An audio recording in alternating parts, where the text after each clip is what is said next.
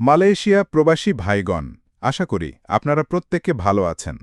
Malaysia calling visa তদন্তের মুখে পড়ল, সিন্ডিকেটে জড়িত এজেন্সিদের বিরুদ্ধে মামলা করেছে সরকার।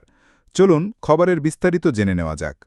মালয়েশিয়ার শ্রমবাজার দীর্ঘদিন ধরে বাংলাদেশিদের জন্য অন্যতম জনপ্রিয় একটি গন্তব্য। তবে অতীতে এই রিক্রুটিং এজেন্সিগুলোর অনিয়ম, দুর্নীতি ও সিন্ডিকেটের কারণে একাধিকবার এই শ্রমবাজারটি বন্ধ হয়ে যায়।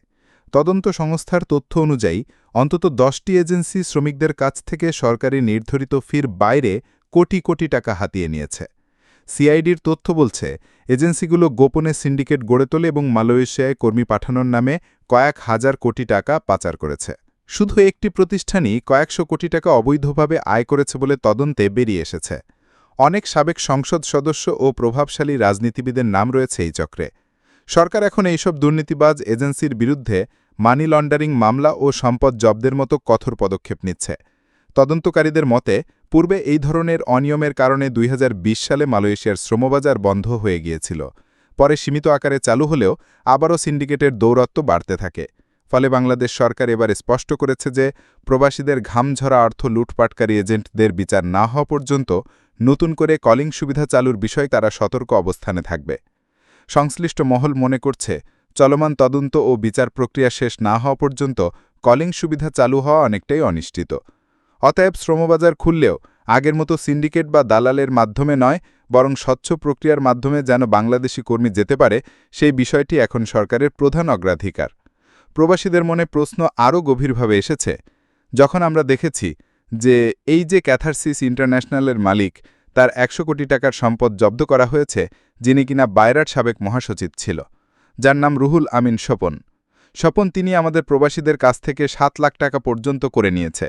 আর এই 7 লাখ টাকা পর্যন্ত নিয়ে সেই টাকাগুলো সে বিদেশে পাচার করেছে। এরকম অসংখ্য এজেন্সি আছে। আর এই এজেন্সিগুলো তারা কিন্তু বিদেশে টাকা পাচার করে ঠিক তেমনি প্রবাসীদের গলা কেটে টাকা নিয়েছে।